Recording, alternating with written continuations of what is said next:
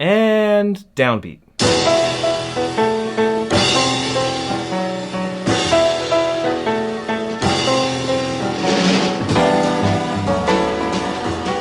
The energy is palpable in every note that the group is playing. The vivacity of real life lives in every note, every phrase that the horn players are sounding.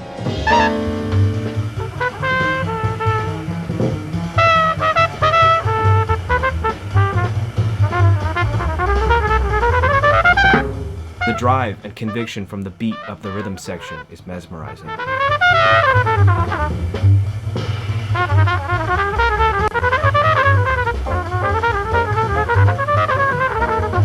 You focus in on the drummer, the continual dance of the ride cymbal, the chatter of the snare drum, punctuated by the occasional crack. The hi-hat continuously chiming in, sometimes in a supportive way, and sometimes making its own musical statements.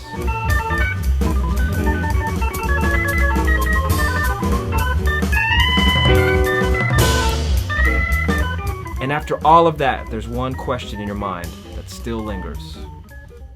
Where do I start?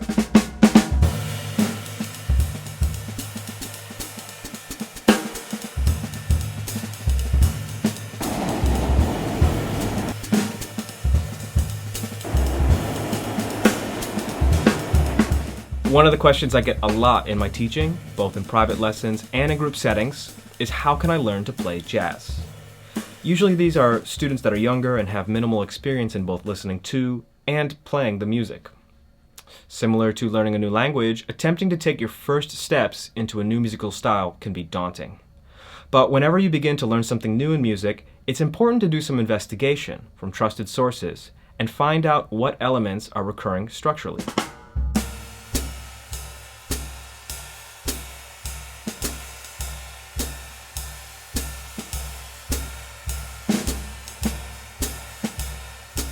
The jazz tradition is heavily rooted in the aural learning of songs.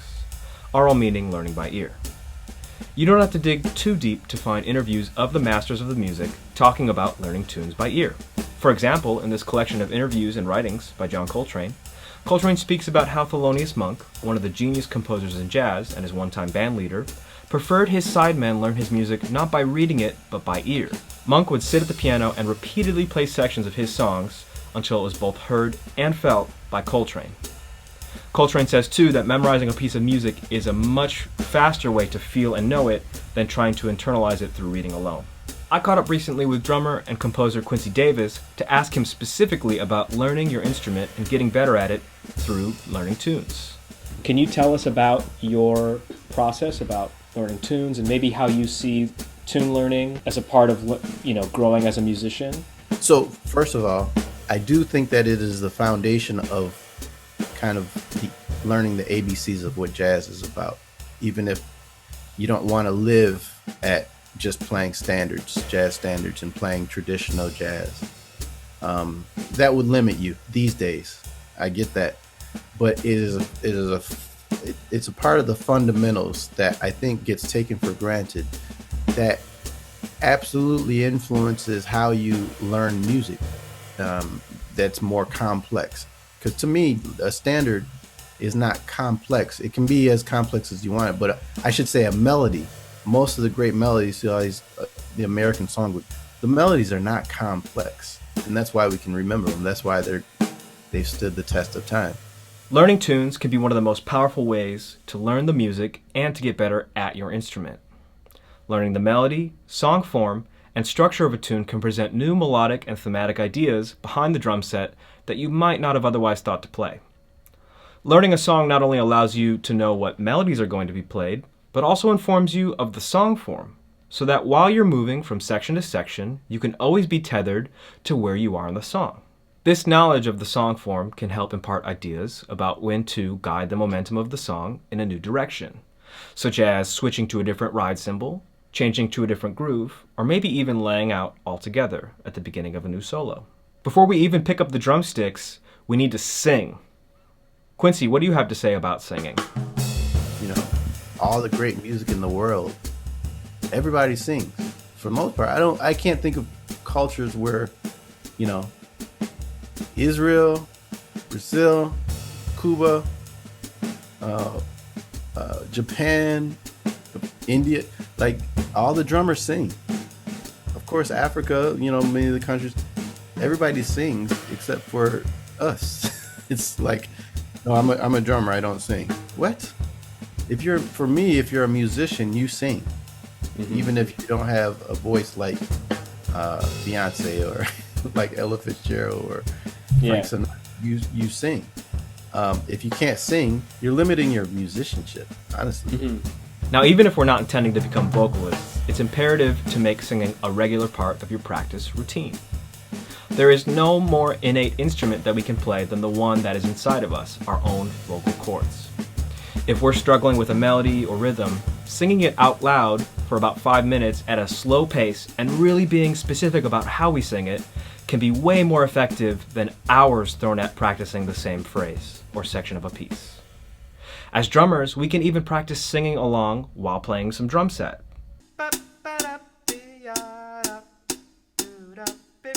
The song that I'm singing here, Frank Foster's Shiny Stockings, would be a great tune to start with. It has a strong melody, but isn't too rhythmically complex.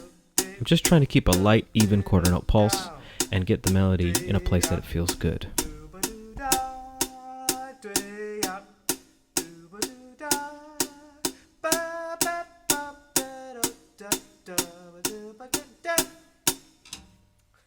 Little flat at the end. When you try to reproduce a melody, whether it be through singing or playing, don't just go for the pitches alone. Try to really nail the phrasing, style, and feeling that the players on the recording you're checking out are delivering the melody with. Really try to embody the spirit, the tone, and the feeling of the melody. Otherwise, it's not going to translate into your playing.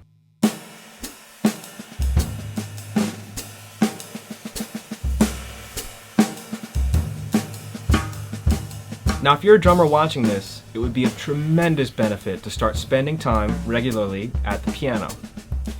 If you view your musical growth as only being possible through one instrument alone, you're stifling your potential as a musician before you even give yourself a chance. In college, I actually started learning jazz piano and basic voicings. And when I did that, John, where I learned my 2-5-1s, I said, oh man, that's the sound that all these songs, and suddenly I could play through the chords of songs. Don't think that you need to revolutionize the piano in order to get something from it. Even playing the piano with one finger per hand will greatly benefit your musicality and capacity to hear what's really going on while you're making music. You can start by playing the melody of the tune on the piano.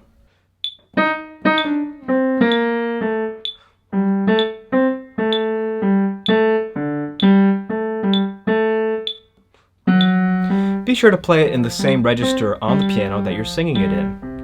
Once you get the notes down, try to then impart the phrasing and the articulations we talked about in the previous singing section.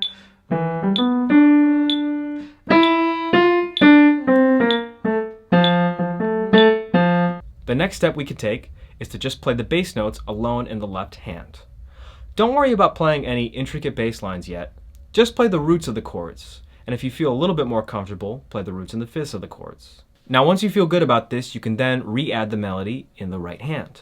Or even better, sing the melody out loud while keeping the bass line going in the left hand.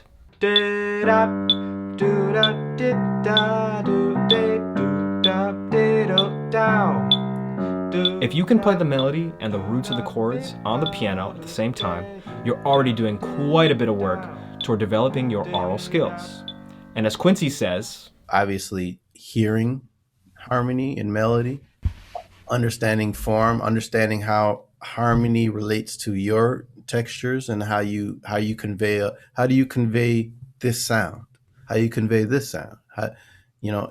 Harmony and the sounds of the piano should affect what you do on the drums, whether it's texturally or tonally, These are things that you'll become much more aware of. You can also always work on your singing at the piano by singing along to your playing, or by playing a phrase and then singing it back. Now moving to the drum set, there's many ways to make use of the tune we're learning together to become better at playing drums. You can play the melody in a solo fashion on one single drum, or move the melody around the drums, matching the pitch movement of that melody.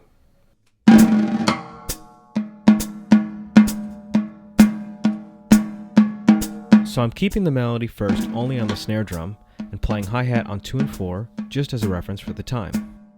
And now I'm going to start moving it around the kit.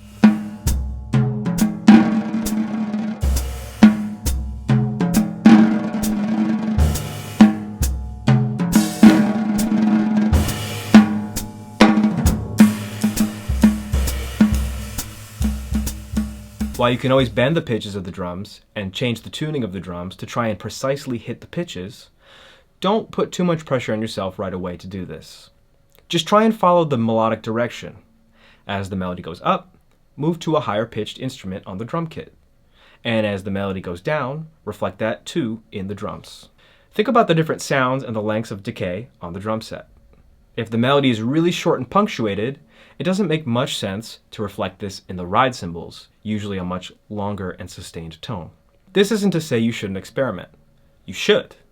But for a beginner, what's much more imperative is to try and connect the singing and phrasing of the melody directly to the drums and cymbals first.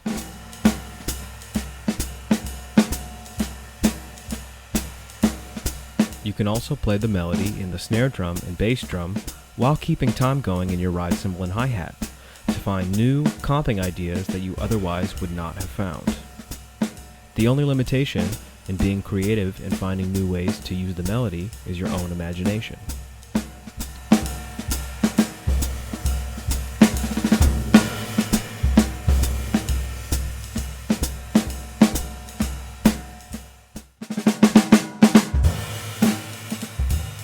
In closing, there's no one way to learn how to play jazz or any musical style for that matter. I think ultimately you need to be doing just as much, if not more, listening to the music than practicing of it. And while you might gain technical facility and kinesthetic knowledge from PDF packets, coordination charts, and lead sheets, probably the most effective way to learn jazz deeply is through the songs and song forms common throughout the history of the music, and to do it by ear. Don't become overwhelmed by the volume of recordings and materials out there. Instead, take one piece of music that you really enjoy, one song, and get to know it well. Focus your listening to each member of the group and figure out what they're playing. Ask yourself questions like, how are the horns phrasing this melody? What is that pianist doing behind the soloist?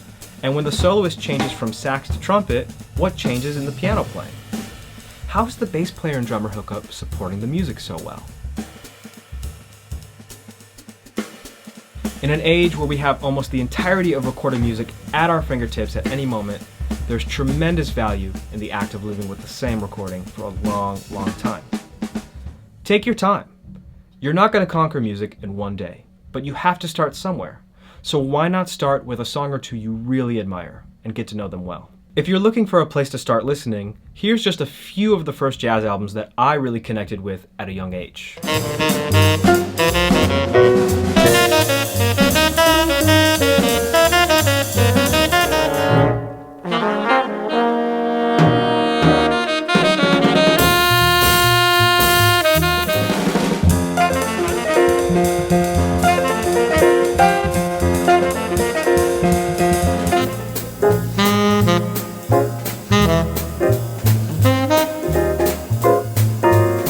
And if you're coming from a rock or funk background, you might find it helpful to check out some jazz fusion music first to help bridge this gap between your more familiar musical listening and jazz.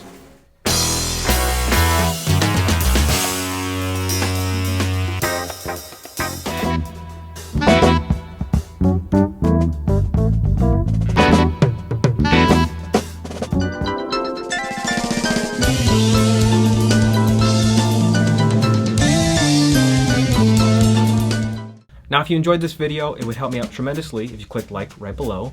And if you want more content like this, be sure to subscribe to this channel. I'm going to be posting a lot more videos here where I talk about various things that have been proven to work for me. Don't take everything I say on this channel as gospel though. You shouldn't. Your musical education can start, but should not end on YouTube or the internet. Remember that everything we discuss, from technique to coordination to gear, all has to come back to the most important aspect in all of this: the music. The music, the music, the music. Keep the music at the forefront of whatever it is you're working on, and it will become impossible not to make music with others. Thanks for watching, and I'll see you next time. Bye-bye.